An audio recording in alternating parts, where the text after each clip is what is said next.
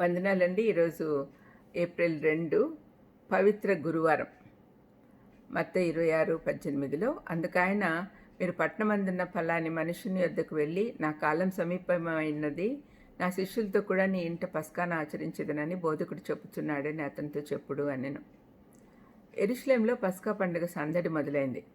యేసుప్రభు ధర్మశాస్త్రం నెరవేర్చుటకే వచ్చాడు కాబట్టి తాను కూడా పస్కా ఆచరించాలి. అందుకే తన శిష్యులను పిలిచి వారు ముందుగా వెళ్ళి పస్కా విందుకు సిద్ధపరచమని చెప్పి పంపించాడు. తన సిలువకు ముందు రోజు అయినందున తన శిష్యులతో మాట్లాడే విషయాలు అనేకమున్నవి కావున వీడ్కోలు సందేశం సిద్ధపరచుకున్నాడు. ఈ గురువారం నాడు 4 ప్రాముఖ్యమైన సంఘటనలు జరిగాయి. బల్లారాధన స్థాపించబడింది. తాను చేయబోతున్న త్యాగాన్ని జ్ఞాపకం చేసుకునేదానికి మేడగదిలో ప్రభు చాలా విషయాలు చెప్పాడు. అవన్నీ యోహాను 13-17 వరకున్న అధ్యాయాలలో గ్రంథస్థం చేయబడి ఉంది. ఆ తర్వాత అందరూ కలిసి గెత్సేమనే తోటలోకి వెళ్ళి వేదంతో కూడిన ప్రార్థన ఆయన చేశాడు. చివరిగా ఇస్కరియోతు యూదా ఆయనను అప్పగించినప్పుడు సైనికులు బంధించారు. ఇవి జరిగినాయి. అయితే గురువారము యేసుప్రభు మేడగదిలో ఏమేమి నేర్పించాడో అవి చూద్దాం. యోహాను 13:1-17లో యేసయ్య తన శిష్యులకు సేవక నాయకత్వం గురించి, సర్వెంట్ లీడర్షిప్ గురించి చెప్పాడు. తన శిష్యుల పాదాలు కడుగుట ద్వారా సాత్వికము యొక్క ప్రాధాన్యత మరియు తమను తాము శుద్ధీకరించుకున్నట్టు ఎందుకు ప్రాముఖ్యమో కూడా చెప్పాడు. ఆ సమయంలో తమతో ఉన్న ఇస్కరియోతు యూదా తను మోసం చేయబోతున్నాడని ఆయనకు తెలుసు. మీలో ఒకడు నన్ను అప్పగించునని మీతో నిశ్చయంగా చెప్తున్నాను అని యోహాను 13:21లో అంటున్నాడు. పస్కా విందు అయిపోగానే యూదా మత పెద్దల యొద్దకు వెళ్ళిపోయాడు. ఆ తర్వాత పేతురు తాను కూడా బొంకుతాడు అని కూడా యేసుప్రభు చెప్పాడు. ఆయన ఎరుగనని నువ్వు ముమ్మారు చెప్పకముందు కోడి కూయదు అని పేతురుతో చెప్పాడు. అది 38వ వచనంలో చూస్తాం. తాను వెళ్ళిపోతున్నానని బాధపడొద్దని వాళ్ళని ఓదార్చాడు. 14వ అధ్యాయం.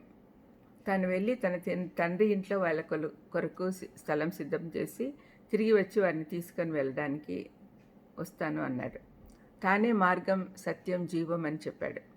నా ద్వారానే తప్ప ఎవడనూ తండ్రి యొద్దకు రాడు అని 14:6లో ఖచ్చితంగా చెప్తూ ఉన్నాడు. వారికి ఇవన్నీ బోధిస్తూ ఉన్నాడు.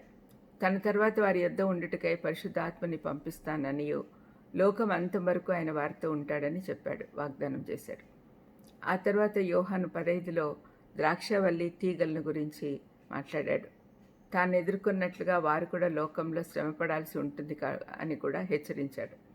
యోహాను 16లో పరిశుద్ధాత్మను గురించి వివరించాడు. 17వ అధ్యాయంలో ఆయన ప్రధాన యాజకుని ప్రార్థన చేయడం మనం చూడగలం. తన కొరకు తాను మొదటి భాగము, శిష్యుల కొరకు చేశాడు రెండో భాగము, భవిష్యత్తులో ఉండే అందరూ విశ్వాసుల కోసము ప్రార్థించాడు. ఆ తర్వాత శిష్యుల్ని వెంట పెట్టుకుని గెత్సేమనే తోటకు వెళ్ళి అక్కడనే ఆయన బంధించబడతాడు. ఇది థర్స్డే నైట్ జరిగిన విషయాలు. ప్రార్థన చేసుకుందాం. దయమేడ స్తోత్రం ప్రభా. సంఘటన తర్వాత సంఘటన అన్ని జ్ఞాపకం చేసుకుంటున్నాం నాయన. మీరు మా హృదయంలో ఈ విషయాలని భద్రపరిచి తండ్రి, మేము ఎంత మీ త్యాగాన్ని అర్థం చేసుకోవాలో అంతవరకు అర్థం చేసుకునే దానికి మాకు జ్ఞానం అనుగ్రహించమని, దాని ద్వారా మీరు మా కోసం పడిన పాటు, ఎన్ని కష్టాలు పడ్డారో అవన్నీ కూడా మేము గుర్తు చేసుకునే దానికి సహాయం చేయమని యేసుక్రీస్తు నామములో వేడుకుంటున్నాను తండ్రి. Amen. Amen. God bless you.